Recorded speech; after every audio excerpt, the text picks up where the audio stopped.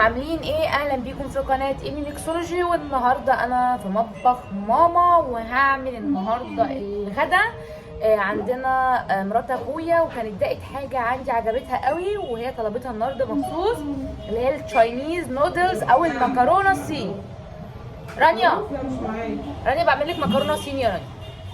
فانا جهزت المكرونه الشرايط مسلوقه ومحطوط عليها شويه زيت عشان خاطر يعني تبقى اما يتحط عليها الخلطه كده وهي سخنه ما تعجنش. وجهزت الخضار. طبعا التشاينيز نودلز معروف بيبقى مليانه خضار زي الفلفل الوان، كوسه، جزر، وقطعهم كلهم زي صوابع رفيعه عشان تبقى حلوه مع المكرونه الشرايط. في ناس بتحب تقطعها عريض. وادي البصل برضو قطعوه برضو طرنشات، والصويا صوص برضو الصويا صوص.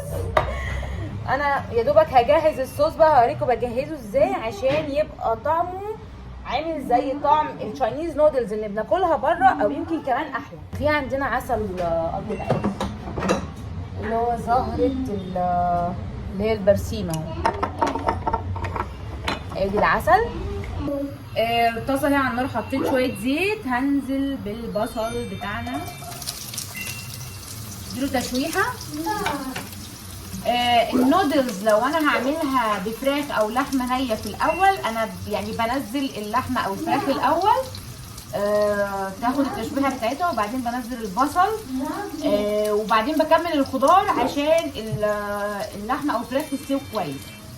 بالذات اللحمه او الفراخ عشان تاخد تشويحه في الاول كده على نار عاليه فتبقى جوسي وانتوا بتاكلوها مع النودلز.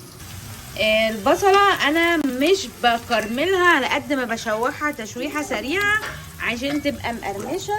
دلوقتي انا هنزل بالخضار بتاعنا الجميل. بصوا الجمال، بصوا الجمال. هنحبها بخضار كتير قوي قوي قوي. هنعمل صوص تحفه. انا كل ده بشوح على نار عاليه قوي عشان الحاجه تبقى كريسبي. انا كده بصوا الخضار بدا ان هو تقريبا يعني يدبل، بس في نفس الوقت هو ايه كريسبي لانه متشوح على نار عاليه. هنزل بمكعبين مرقه خضار واحيانا بستغنى عنهم عادي، وهحط شويه جنزبيل، شويه توم باودر. هقلبهم كويس بحيث المرقه تنزل تحت وتدوب.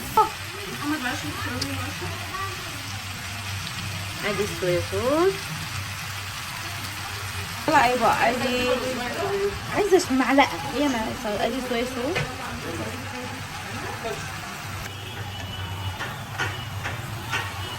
بيبقى حلو بقى مع الصويا صوص ان انا احط عسل اسود عشان يبقى طعمها اللي هي الصويا صوص تبقى مسكره.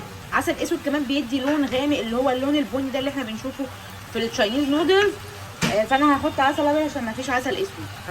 ادي العسل الابيض لو مش متاح يعني عسل اسود او ابيض. نحط سكر عادي جدا عشان ندي التسكيره اللي هي للصويا صوص، لان الصويا صوص بتبقى دلع او لازعه قوي. احط معلقه صلصه. بصوا المنظر بقى عامل ازاي. اوريدي هي خلاص كده قلبت خضار تشاينيز خالص اهو. عايزه اقول لكم بقى ان هو كريسبي، يعني هو دبل بس في نفس الوقت ليه قرمشه كده.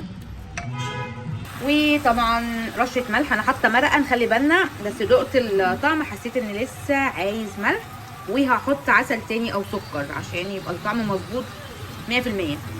ودلوقتي بقى هننزل بالكفته. انا دي كفته اطياب كنت شوياها بره وكنت قاطعه على النار، وهنزلها بقى كده خلاص ده وقتها، هي اوريدي مستويه. هديها تقليبه.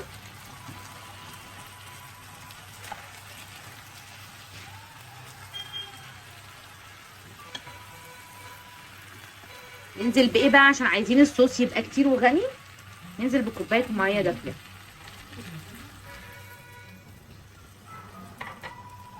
كده. الصوص هيتقل معانا ونقدر بعد كده ننزله على المكرونه. ادي عندنا المكرونه.